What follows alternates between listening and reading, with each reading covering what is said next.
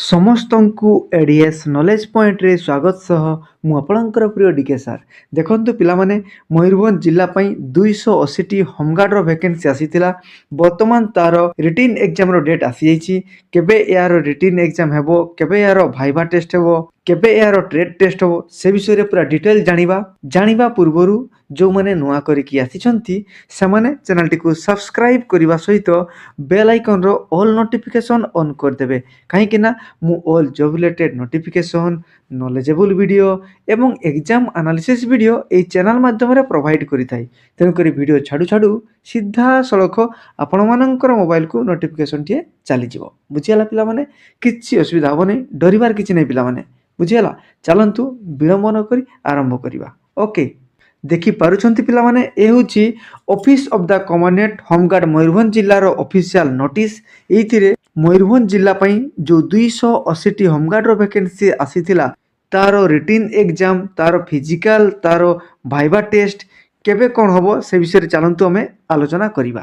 Okay, ଦେଖନ୍ତୁ ପିଲାମାନେ, ମୟୂରଭଞ୍ଜ ଜିଲ୍ଲାର ହୋମଗାର୍ଡ଼ର ସିଲେକ୍ସନ୍ ପାଇଁ ଗୋଟେ କମିଟି କରାଯାଇଥିଲା। ତାକୁ ହୋମଗାର୍ଡ଼ ସିଲେକ୍ସନ୍ ବୋର୍ଡ଼ କୁହନ୍ତି। ସେଇ ହୋମଗାର୍ଡ଼ ସିଲେକ୍ସନ୍ ବୋର୍ଡ଼ର ମିଟିଂ ହେଇଥିଲା ଆପଣମାନଙ୍କର 18/12/2025 ମାନେ 18 ଡିସେମ୍ବରରେ ମିଟିଂ ହୋଇଥିଲା। ସେଇଥିରେ ଡିସାଇଡ୍ ହେଇଥିଲା କି ଆମର ଯେଉଁ ଦୁଇ ପ୍ରକାରର ମୟୂରଭଞ୍ଜର ହୋମଗାର୍ଡ଼ ଭ୍ୟାକେନ୍ସି ରହିଛି, ମାନେ ଆମର ଗୋଟେ ହେଉଛି ଆପଣମାନଙ୍କର ଜେନେରାଲର, ଆଉ ଗୋଟେ ହେଉଛି ଆପଣମାନଙ୍କର ଟ୍ରେଡ୍ର। ବୁଝିଗଲା?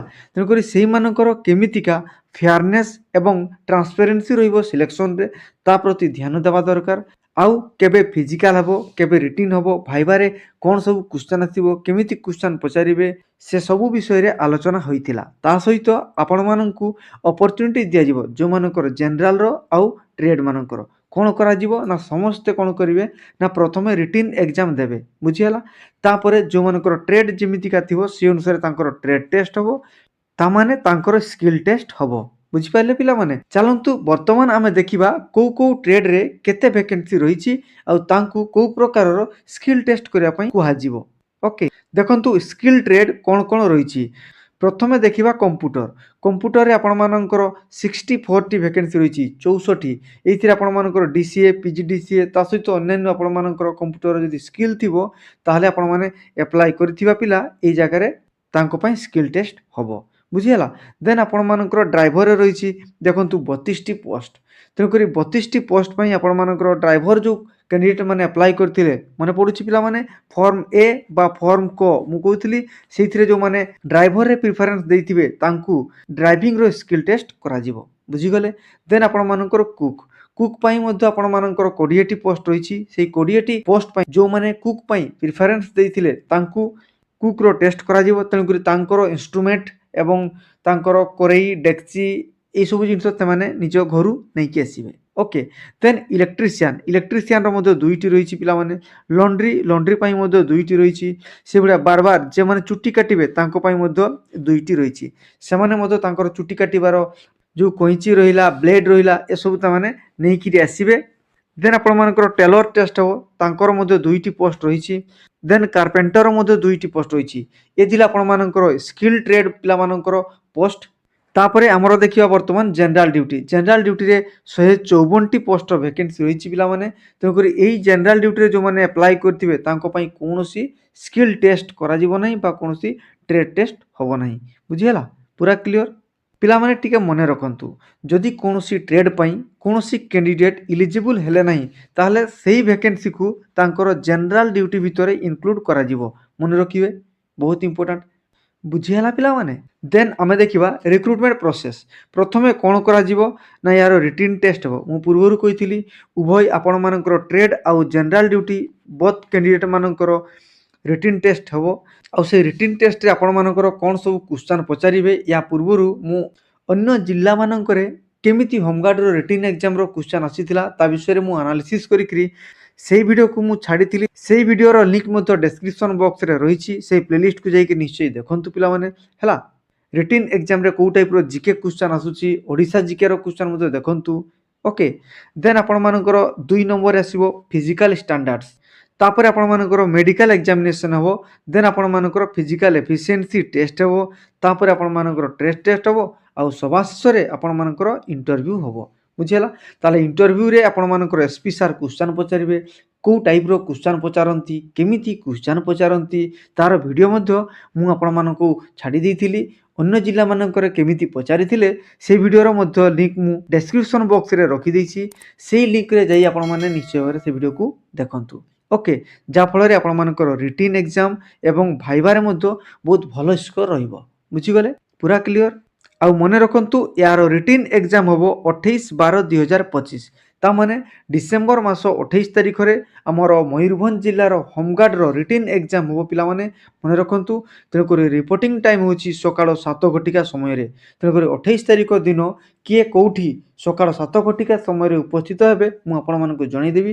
କିଛି ଅସୁବିଧା ହେବ ନାହିଁ ପିଲାମାନେ। ଚାଲନ୍ତୁ, ରିଜର୍ଭ ଅଫିସ୍ ଗ୍ରାଉଣ୍ଡ ବାରିପଦା, ମାନେ ଆମର ମୟୂରଭଞ୍ଜ ଜିଲ୍ଲାର ସଦର ମହକୁମା ବାରିପଦା, ତାର ଯେଉଁ ରିଜର୍ଭ ଅଫିସ୍ ଗ୍ରାଉଣ୍ଡ ରହିଛି ସେଇଥିରେ କେଉଁ କ୍ୟାଣ୍ଡିଡେଟ୍ ମାନେ ଉପସ୍ଥିତ ରହିବେ ସକାଳ 7ଟା ସୁଦ୍ଧା। ଦେଖନ୍ତୁ କେଉଁମାନେ ନା ସଦର, ମାନେ ବାରିପଦାର ସଦର ଥାନା, ବେତନଟି ଏବଂ ଉଦୁଳା, এই ତିନୋଟି ସବ୍ ଡିଭିଜନର କ୍ୟାଣ୍ଡିଡେଟ୍ ମାନେ ଯେଉଁମାନେ ଆପ୍ଲାଏ କରିଥିବେ ୟାଙ୍କ ଅଣ୍ଡରରେ, ସେଇ କ୍ୟାଣ୍ଡିଡେଟ୍ ମାନେ କେଉଁ ଜାଗାରେ ନା ବାରିପଦାର ଯେଉଁ ରିଜର୍ଭ ଅଫିସ୍ ଗ୍ରାଉଣ୍ଡ ରହିଛି সেই ଜାଗାରେ ସକାଳ 7 ଘଟିକା ସୁଦ୍ଧା ସେମାନେ କ'ଣ କରିବେ, ରିପୋର୍ଟିଂ କରିବେ। କେବେ ନା 28 ତାରିଖ ଦିନ। ମନେ ରହିଲା ପିଲାମାନେ? ପୁରା କ୍ଲିଅର୍। ଦେନ୍ ଆମେ ଦେଖିବା 2 ନମ୍ବର, ରାଇରଙ୍ଗପୁର ଷ୍ଟାଡିୟମ୍ ରାଇରଙ୍ଗପୁରରେ ରହିଛି। ବୁଝିଗଲା? ତେଣୁକରି ରାଇରଙ୍ଗପୁର ଷ୍ଟାଡିୟମରେ କେଉଁମାନେ ଉପସ୍ଥିତ ରହିବେ, ଯେଉଁମାନେ ରାଇରଙ୍ଗପୁର ସବ୍ ଡିଭିଜନ ଏବଂ କରଞ୍ଜିଆ ସବ୍ ଡିଭିଜନରେ ଆପ୍ଲାଏ କରିଥିବା କ୍ୟାଣ୍ଡିଡେଟ୍ ମାନେ। ବୁଝିହେଲା? ପୁରା କ୍ଲିଅର୍, କିଛି ଅସୁବିଧା ନାହିଁ। ତେଣୁକରି ମୟୂରଭଞ୍ଜ ଜିଲ୍ଲାର ଯେଉଁ ସଦର ହେଲା, ବେତନଟି ହେଲା ଏବଂ ଉଦଳା ହେଲା, ସେମାନେ ବାରିପଦା ରିଜର୍ଭ ଅଫିସ୍ ଗ୍ରାଉଣ୍ଡରେ ଉପସ୍ଥିତ ରହିବେ। କରଞ୍ଜିଆ ଏବଂ ରାଇରଙ୍ଗପୁର ସବ୍ ଡିଭିଜନର ଯେଉଁ କ୍ୟାଣ୍ଡିଡେଟ୍ ମାନେ ଆପ୍ଲାଏ କରିଥିବେ ସେମାନେ କ'ଣ କରିବେ ନା ରାଇରଙ୍ଗପୁର ଷ୍ଟାଡିୟମରେ ଉପସ୍ଥିତ ରହିବେ 28 ତାରିଖ ଦିନ ସକାଳ 7 ଘଟିକାରେ। ପୁରା କ୍ଲିଅର୍? ଠିକ୍ ଅଛି। ଆଉ ମନେ ରଖନ୍ତୁ, ଆପଣମାନଙ୍କର ଆଡ଼ମିଟ୍ କାର୍ଡ଼ କେଉଁଠି ମିଳିବ?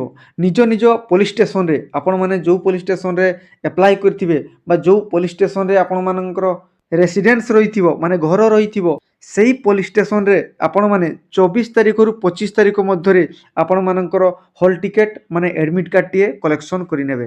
ଆଉ ଆଡ଼ମିଟ୍ କାର୍ଡ଼ କଲେକ୍ସନ୍ କରିବା ପାଇଁ ହେଲେ ଆପଣମାନଙ୍କ ପାଖରେ ଆପଣମାନଙ୍କର ଅରିଜିନାଲ୍ ଆଧାର କାର୍ଡ଼ ଆଉ ଫଟୋ, ତା ସହିତ ଆପଣମାନଙ୍କର ଭୋଟର କାର୍ଡ଼ ମଧ୍ୟ ଧରିଥିବେ। ବୁଝିହେଲା?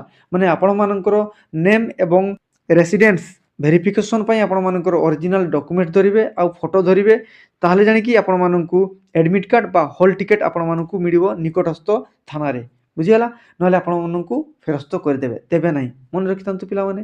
ଓକେ, ତାପରେ ଆପଣମାନଙ୍କର ଫିଜିକାଲ୍ ଷ୍ଟାଣ୍ଡାର୍ଡସ୍ ମେଜରମେଣ୍ଟ ହେବ, ଫିଜିକାଲ୍ ଏଫିସିଏନ୍ସି ଟେଷ୍ଟ ହେବ, ତାପରେ ଆପଣମାନଙ୍କର ଟ୍ରେଡ୍ ଟେଷ୍ଟ ହେବ ବା ସ୍କିଲ୍ ଟେଷ୍ଟ ହେବ, ଦେନ୍ ଆପଣମାନଙ୍କର ଇଣ୍ଟରଭ୍ୟୁ ହେବ। ୟାର ଟାଇମ୍ ଟେବୁଲ୍ ପବ୍ଲିଶ୍ କରାହେଇନାହିଁ। ପବ୍ଲିଶ୍ ହେଲେ ମୁଁ ଆପଣମାନଙ୍କୁ ଜଣାଇଦେବି। ସେତିକି ପର୍ଯ୍ୟନ୍ତ ଆପଣମାନେ ଯୋଡ଼ି ହେଇକି ରହିଥାନ୍ତୁ। ବୁଝିହେଲା?